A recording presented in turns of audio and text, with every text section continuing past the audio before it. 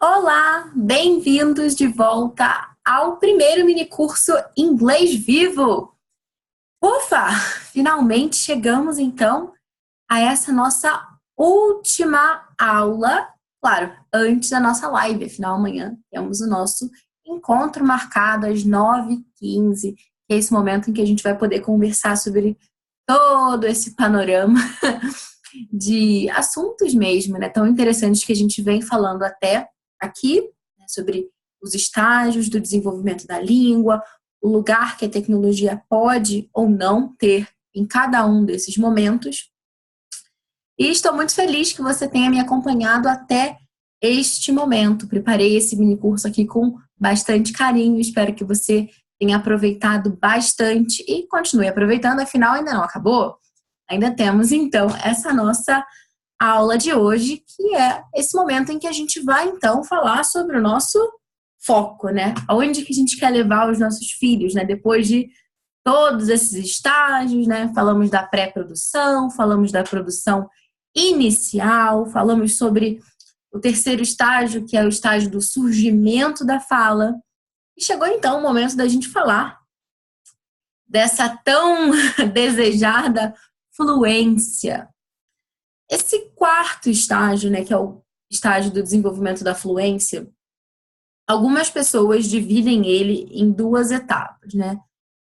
O que a gente teria como uma fluência intermediária e depois uma fluência mais avançada.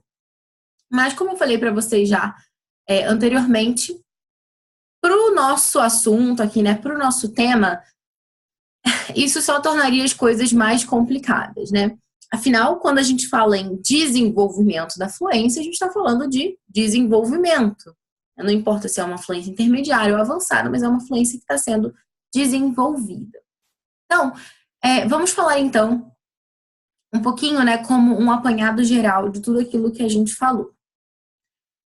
Lá na pré-produção, tratando agora primeiro de compreensão, tá? A gente tem um estudante que tem uma compreensão mínima. Na produção inicial, um estudante que tem uma compreensão limitada. Já no surgimento da fala, esse estudante está com uma boa compreensão. Agora, chegando no quarto estágio, que é o estágio do desenvolvimento da fluência, esse nosso estudante ele já vai ter uma excelente compreensão daquilo que ele ouve, certo? E depois, a gente também, falando, né, sobre a produção, na pré-produção, não fala nada, né, só gestos. Na produção inicial, resposta com uma ou duas palavras.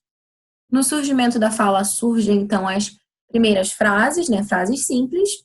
E agora, então, né, nesse estágio do desenvolvimento da fluência, os nossos estudantes, os nossos filhos, eles vão começar, então, a utilizar mesmo respostas com mais de uma oração, por exemplo, né? Vão começar a ter respostas mais sofisticadas mesmo. Sobre a questão dos erros gramaticais, lembro que eu comentei com vocês na nossa última aula, né, que no estágio do surgimento da fala, né, como as nossas crianças estão falando bastante, também é bem grande o número de erros que vão aparecendo. Erros gramaticais, erros de pronúncia. Agora, nesse estágio do desenvolvimento da fluência, esses erros gramaticais começam a reduzir. Começam a ficar bem pouquinhos, né? Comparativamente. E a tendência é que eles vão, então, diminuindo cada vez mais, conforme, né, essa fluência vai se desenvolvendo. Muito bem, então, identificamos, né, em que lugar esse quarto estágio se localiza em comparação com os outros, demos aí essas linhas gerais para a gente poder identificar se o nosso filho já está no desenvolvimento da fluência ou não. E agora vamos falar, então, né, das estratégias, das ferramentas, do tipo de atividade que a gente pode fazer, então, com esse estudante que está nesse momento de desenvolver a sua fluência. Basicamente, a gente vai manter tudo aquilo que a gente já fez até aqui, né? De certa forma.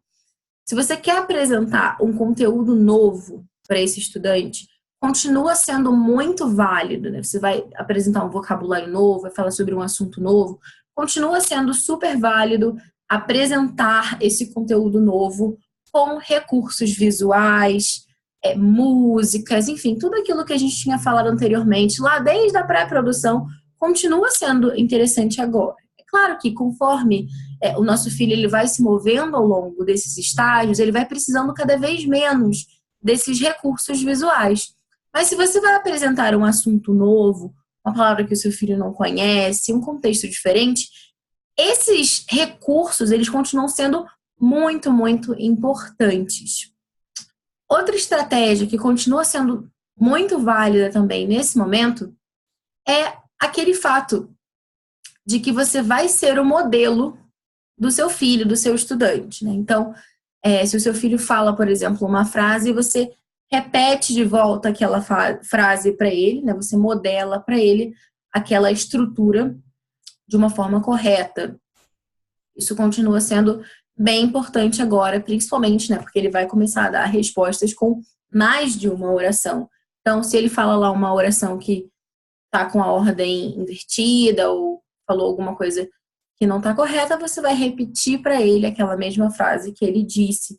E isso vai ajudando, então, a solidificar essas estruturas, né, de uma forma mesmo correta. E, assim, né, que tipo de perguntas você poderia fazer, então, para esse estudante que já está no estágio do desenvolvimento da fluência? Você precisa fazer perguntas para ele, assim como no estágio anterior, né, que tenham como exigência uma resposta com, não só agora, né? Antes eu tinha falado com vocês, né? A gente precisa fazer perguntas que a resposta contenha mais de uma palavra. A gente precisa focar, né? Para que eles falem frases. Agora, a gente tem que focar em que eles usem respostas que sejam ainda mais sofisticadas, ou seja, respostas que tenham mais de uma frase. Né? O nosso foco tem que ser esse. Então, a gente pode fazer perguntas assim que instiguem mesmo a produção, né? Para que eles falem bastante, né? Por exemplo, perguntas como What do you think? O que você acha? Ou What would happen if? O que aconteceria se? Né? Isso, claro, né? A gente está falando sobre um contexto e depois a gente lança essas perguntas assim que possam provocar uma reflexão, para que ele seja capaz ali de não só dar informações, por exemplo, você contou uma história para o seu filho, ou você está conversando sobre algum assunto, enfim, ele seja capaz não só de dar informações sobre aquilo ali que ele está ouvindo, ou daquilo ali que ele está vendo, enfim, de escrever, mas que ele seja capaz, de fato, de analisar. É claro que isso vai depender da idade também, mas de dar opiniões nesse sentido, criar as próprias frases com base na própria experiência, com base naquilo que ele acha de fato. E isso é muito bom, é muito estimulante, dependendo do assunto, né? Os alunos, eles vão querer se manifestar, eles vão querer colocar a própria posição, e isso fomenta que eles produzam bastante. Isso com jovens, né, com alunos mais velhos, adolescentes e tal, falar sobre alguns temas polêmicos é uma coisa que ajuda bastante. Né? Se você está tratando, sei lá, de assuntos como política, enfim, outras coisas, tratar disso também em língua estrangeira é uma coisa muito boa. Quando é um assunto assim bem quente, um assunto do momento, por exemplo, que eles querem falar, né? E isso ajuda bastante que eles usem, então, essas respostas com mais de uma frase, fomenta bastante essa participação nesse sentido. E depois, né, um nívelzinho mais acima, dentro desse mesmo contexto, né, do desenvolvimento da fluência, seria, né, a gente propor aos nossos filhos que não só respondessem perguntas assim, mas ainda mais assim, elaboradas, como, por exemplo, decide if, né, pedir para os nossos filhos, para os nossos estudantes decidirem. Por exemplo, você apresenta ali não sei, um problema com duas possibilidades de solução e você pede para que ele decida entre uma ou outra. Mesmo o exercício de recontar, né? Existem especialistas que propõem esse exercício de você recontar uma história, né, com as próprias palavras, fazer esse exercício de narração nesse estágio do desenvolvimento da fluência. Eu acredito que isso possa ser iniciado já anteriormente, lá, né, naquele terceiro estágio, ainda que os nossos filhos estejam produzindo frases mais simples, eu defendo que isso já possa ser iniciado aí, esse exercício de recontar, esse exercício de narração, mas é algo que com certeza tem um lugar muito importante também nesse momento do desenvolvimento da fluência. Muito bem. E para finalizar, então, esse nosso momento aqui hoje, eu trouxe esse livrinho. Eu queria mostrar para vocês. O nome desse livrinho é The Very Hungry Caterpillar, do Eric Carle. Esse livrinho aqui, ele é, assim, super famoso.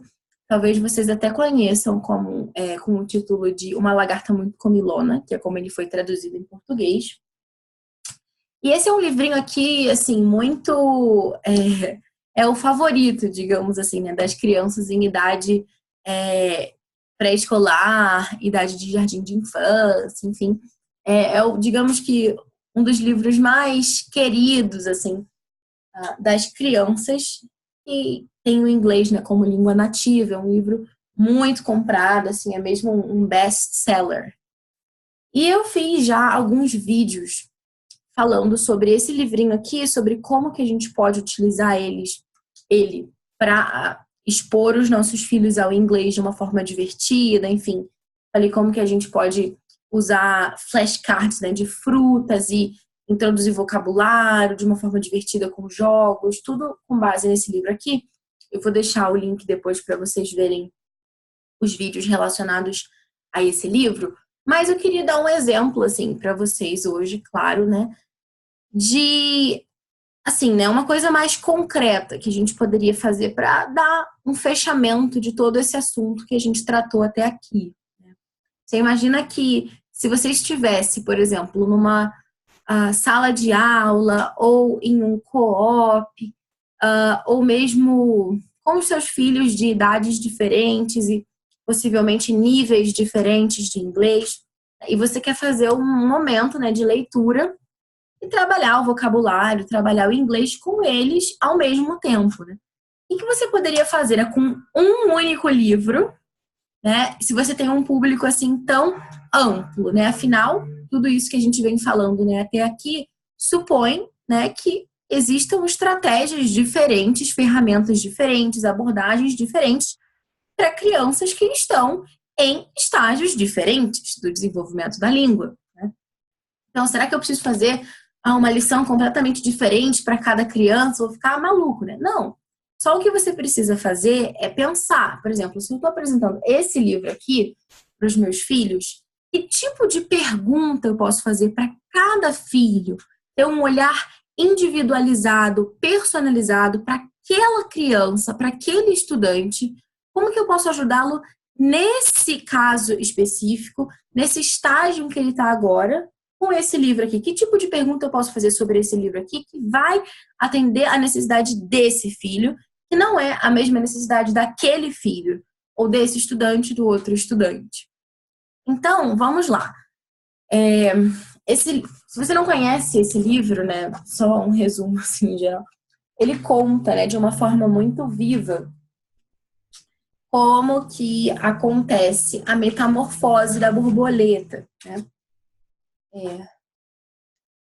Ele vai contando aqui desde o surgimentozinho da lagartinha, ela nasce de um ovinho e tudo, e depois o nome, né, não nos deixa negar, né? The Very Hungry Caterpillar. Começa a comer pra caramba né? E come bastante, bastante, bastante. Esse livro é legal que dá pra gente trabalhar dia da semana, dá pra trabalhar quantidade, número, dá pra trabalhar fruta, enfim. O próprio processo também de metamorfose da borboleta, vocabulário relacionado à comida, enfim. Dá até para trabalhar, por exemplo, né, o fato de que quando você come muita porcaria, você passa mal, também é necessário comer algumas coisas mais saudáveis, enfim, né, ter esse equilíbrio nessa justa medida. E por fim ele vai aqui e se transforma nesta linda borboleta. Então, para vocês terem só uma ideia geral, assim, se vocês não conhecem o livro, para vocês entenderem um pouco as perguntas que eu vou fazer. Então é isso, né? Essa lagartinha que nasce bem pequena e começa a ter uma fome, ela começa a comer de tudo, né? E, enfim, depois ela passa mal porque comeu demais. E depois, no outro dia, ela vai comer uma folha e fica bem. E aí ela faz o casulo, fica lá dentro. Depois sai e é uma borboleta. Pronto. Essa é a ideia, basicamente. Mas claro que contado de uma forma magistral, não dessa forma um pouco tosca que eu falei. Mas, pensando então, né, isso que eu tinha falado com vocês, né, se eu tenho esse livrinho aqui, eu fiz a leitura, claro, né, gente, vamos, né, ser razoáveis. Evidente que eu não vou fazer atividade de The Very Hungry Caterpillar com um adolescente de 15 anos. Ele não vai se interessar. Né? Mas suponha que você tenha, então, crianças pequenas, mas que estejam já na fase do surgimento da fala, na fase do desenvolvimento da fluência. Então, com base, tendo em mente esse público que eu vou propor aqui algumas ideias, tá? Não saiam daqui achando que The Very Hungry Caterpillar serve para todas as idades, não. Mas serve para todos os níveis, certo? Afinal, uma criança de 5 anos, que, enfim, seja americana, ela já está fluente em inglês, né? E ela ainda é uma criança, então ela ainda acha bem legal The Very Hungry Caterpillar. Mas o seu filho de 15 anos, embora ele seja fluente, ele não é mais uma criança. Então, né, a gente precisa, então, adequar e apresentar textos que sejam mesmo adequados a faixas etárias diferentes, e não só níveis de desenvolvimento da língua diferentes, né? Que não necessariamente o nível de desenvolvimento vai acompanhar a idade, né? É necessário ter esse cuidado, mas eu vou apresentar algumas ideias para vocês aqui, né, em todos esses níveis do desenvolvimento da língua, tendo em conta crianças, ok? Né, que se interessem por, enfim, literatura infantil. Então, aqui nesse livro, né, para uma criança do estágio da pré-produção, né, em que ela não está falando ainda, eu posso perguntar para ela algumas coisas como Where is the lollipop? Where's the lollipop? Ela vai aqui, ó, apontar para o nosso querido lollipop. Ou então ela vai simplesmente... Então você pode de fato pedir que ela aponte, né? Você vai dizer point to the lollipop. Point to the ice cream. E para a nossa criancinha, então, que já está na fase da produção inicial, né? Esse segundo estágio que a gente tinha comentado. A gente vai fazer perguntas para ela que tenham como resposta uma ou duas palavras em geral. Então, você, usando essa mesma página, você pode perguntar para ela: Do you like chocolate cake? Yes. Ou, por exemplo, do you like watermelon? Do you like watermelon? Yes. Uma palavra, né? Ou então, a gente pode fazer perguntas de how many também, né? How many plums do you see? How many plums? 3. How many plums do you see?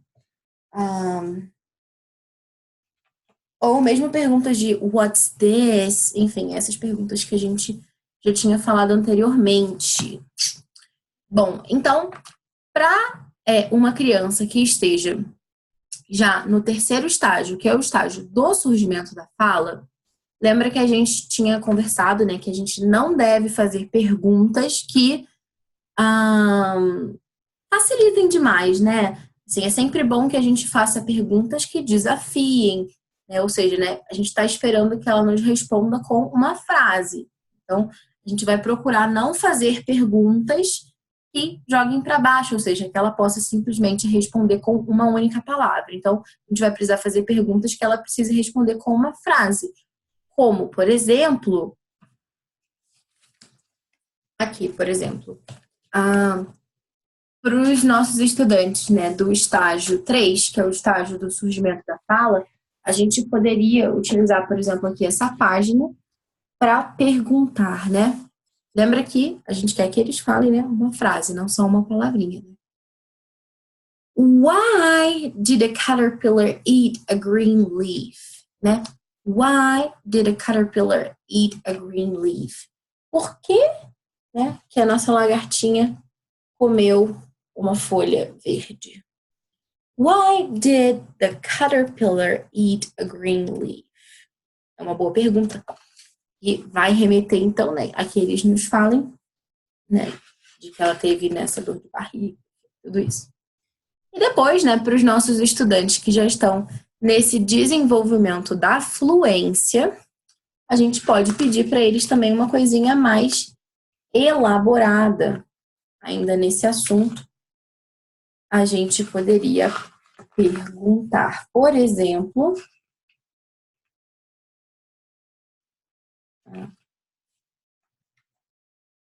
aqui vocês veem que depois que a nossa lagartinha comeu bastante, passou bastante mal também. Aqui. Então a gente poderia falar, né? Why?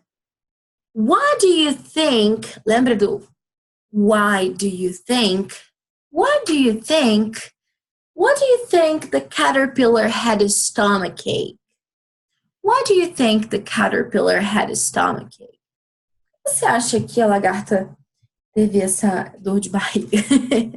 Essa dor de estômago? Por que será, né?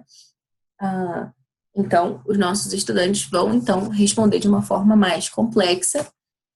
Uma outra possibilidade também, tanto para os nossos estudantes do terceiro quanto do quarto estágio, seria vocês simplesmente conseguirem observar o processo mesmo de metamorfose de uma lagarta em borboleta, né, coletando uma lagarta na natureza, enfim, aproveitando para descrever também a natureza em inglês, né, lembra de descrever? E a gente pudesse, então, observar juntos e descrever todo esse processo e formular perguntas também, pedindo que eles nos descrevessem, né, ou que mesmo nos recontassem, né, nos narrassem esse processo de metamorfose ou recontassem a história com as suas próprias palavras, enfim. Também seria um momento bem, bem legal e que com certeza ficaria na memória, né? Como já falei para vocês, não basta a gente ouvir a língua, a gente precisa fazer coisas com essa língua. Então, essa era a mensagem que eu queria deixar para vocês, falando, né, de tecnologia. Com certeza, a gente, depois de tudo isso que a gente conversou aqui, a gente vê que sim, a tecnologia ela pode trazer muitos benefícios. Recapitulando um pouquinho aquilo que a gente falou sobre a questão da interação, quando a tecnologia nos possibilita isso, né? De que a gente possa conversar, no caso aqui, né, em inglês, com pessoas de diversas partes do mundo, ou mesmo com um professor, e também toda aquela questão da pronúncia que eu falei também anteriormente com vocês, de como é importante que os nossos filhos sejam expostos a uma pronúncia correta, e muitas vezes a tecnologia é o meio mais eficaz que pode nos ajudar nesse sentido. E também, é claro, né, existem muitos recursos, como eu já falei para vocês também, né, de mídia que, claro, né, se a gente estiver usando com crianças na idade adequada, podem sim também trazer benefícios, como aqueles exemplos que eu falei para vocês anteriormente. É claro que tudo isso se aplica também a esse estágio do desenvolvimento da fluência. Mas claro que a gente poderia também aproveitar, enfim, outros aspectos, né? Afinal, se, por exemplo, se trata de adolescentes, né, que estão nesse estágio do desenvolvimento da fluência, ou mesmo pré-adolescentes, dependendo, a gente poderia, né, trabalhar com eles, no caso da tecnologia, da mídia, né, de tudo isso que a gente está falando, muitas vezes assistir, por exemplo, a uma palestra, ou mesmo um documentário curto, sobre algum assunto específico, né, que esteja sendo trabalhado, né, em inglês, pode dar também muito pano para manga para discussões posteriores, aquilo que a gente tinha falado, né, para que eles defendam a sua opinião, as suas posições, e assim, consequentemente, usem mais de uma frase nas suas respostas, nas suas colocações. Amanhã teremos então esse nosso encontro, sábado, dia 15 de junho, às 9h15 da noite. Vamos poder então encerrar essa nossa semana de estudo, falando sobre os estágios do desenvolvimento da língua e os desafios de ensinar inglês em casa na era digital. Eu espero que vocês tenham aproveitado bastante esse curso e vejo vocês amanhã. Até lá!